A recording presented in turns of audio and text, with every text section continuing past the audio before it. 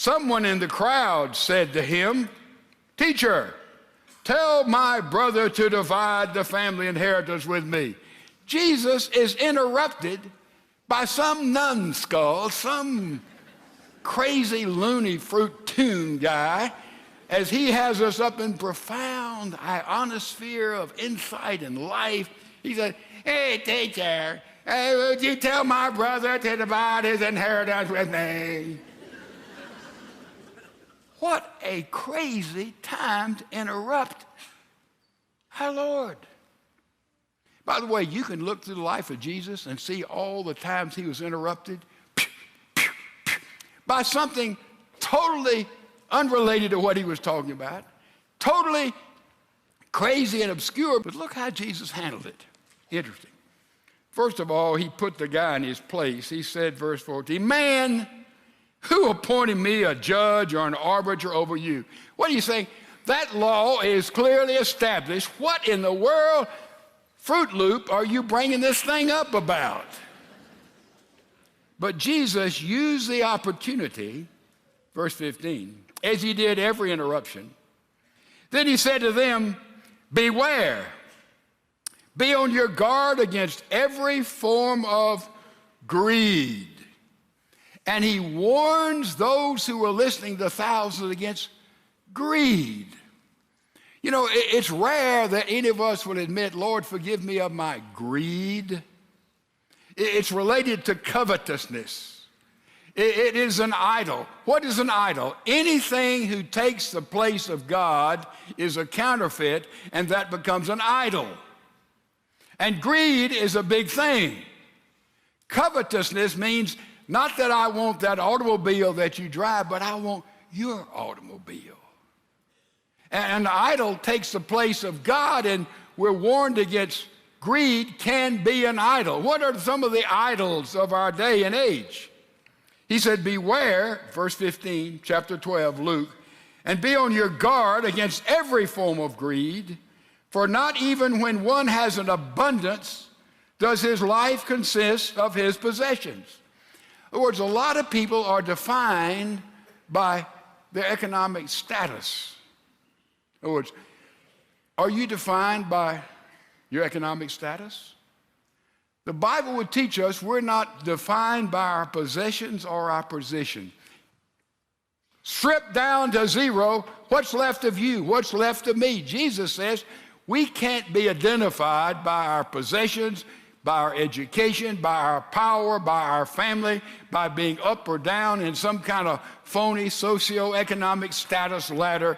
He said, that is not the essence of who you are and who I am. That cannot define our life. And for so many people, it does. The philosopher Epicurus wrote, "Nothing is enough for the man to whom enough is too little." Now that's a good definition of greed. Enough is too little. I must have more. When we talk about greed, I think we need to understand what greed is not. Because obviously, we do not want to discourage people who are talented, who are good, who are able to improve our world by what they do.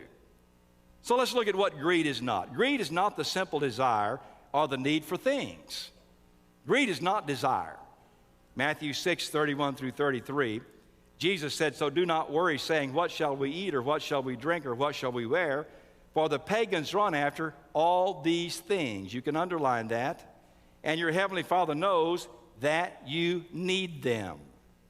But seek first his kingdom and his righteousness, and all these things will be given to you as well."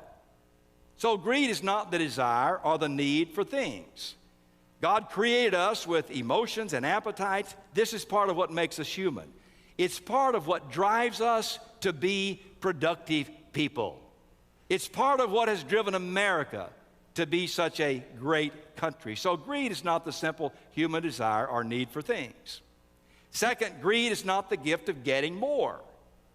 Matthew 25:19 through 21, Jesus told a parable about a master king who owned a lot of things, and he turned it over to his servants while he went away for a while. He said, after a long time, the master of those servants returned and settled accounts with them. The man who had received 5 bags of gold brought the other 5. Master, he said, you entrusted me with 5 bags of gold. See, I've gained 5 more. His master replied, well done, good and faithful servant. So greed is not the gift for getting more, because Jesus commended this. You've been faithful with a few things. I'll put you in charge of many things. Come and share your master's happiness. The indication is that Jesus was very happy the master was very happy that this man had taken what was given to him and had gotten more. Jesus is not condemning people who need things or people who are getting more things. His condemnation was for the one servant who wouldn't even try. He said to that one who was so afraid to take a risk that he hid his money, you're going to be banished from my sight. I don't want to be around you. I don't want to be around people who aren't interested in being productive, who get what they have and just sit on it. I'm not interested in that. Simply having the ability to make more money or buy more goods and services does not define greed. You think about it, without some people making more, many of us would have less.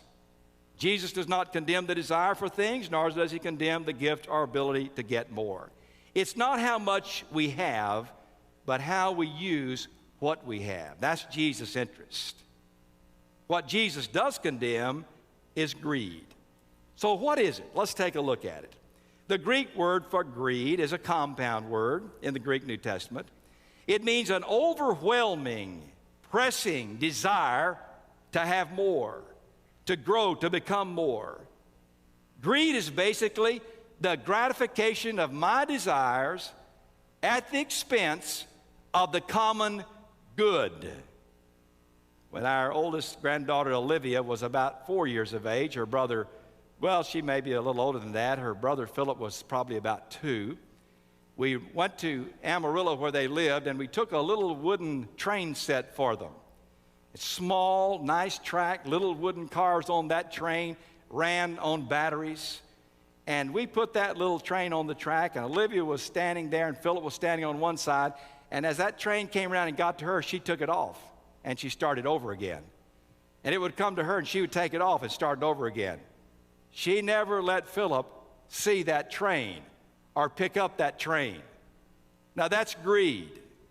Greed is the overwhelming desire to gratify myself at the expense of the common good. And we all face that. But greed is not primarily about wealth. A person can be poor and greedy at the same time.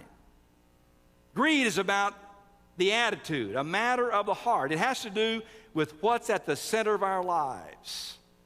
Greed says, everything centers around me. That's a greedy attitude. You can be poor and be greedy. You can be wealthy and be greedy. If you have the attitude that everything centers around me and my desires. So what is greed? Well, greed is a desire to put meaning into life through things. Jesus said in Luke 12:15, watch out, be on your guard against all kind of greed. Life does not consist in the abundance of your possessions. So greed says, if I can get that one more thing, I'll feel satisfied. It will make me it will give me purpose and meaning. The wealthiest person, he says, is not who has the most, but who needs the least. Kind of like what Epicurus said. Not the one who has the most, but the one who needs the least. Rabbi Harold Kushner wrote in When All You've Ever Wanted Is Not Enough, he says, money and power do not satisfy that unnameable hunger of the soul.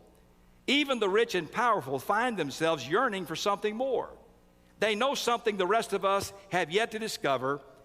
If we have it all, we still won't be happy. If we have it all, we still won't be happy. Jesus said, he warned us about trying to put meaning into life with things. He says your life doesn't consist in the abundance of your possessions.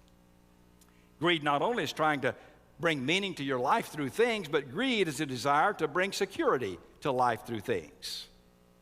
If you've ever been really, really poor, you know how afraid you stay. You're afraid of not eating, of not having something to wear, of not being able to get to a job if you can find one. And so sometimes that kind of fear lingers in a person's life even after they're no longer poor. Jesus said in Luke 12:16 through 19, as he told about the man who built the bigger barns. The man said, I'll say to myself, you have plenty of grain laid up for many years. Take life easy, drink, and be merry. This man felt like he had done everything necessary to be secure. Not worry anymore about anything. Paying a bill, becoming ill, seeing a doctor, having a roof over his head. He wasn't worried about any of it. So greed often is grounded in fear. We fear we'll not have enough for the necessities of life: food, shelter, safety, stability. And so we ask the question that Skidelsey brothers ask, when is enough enough? And finally, greed is misplaced worship. In fact, the Bible calls it idolatry.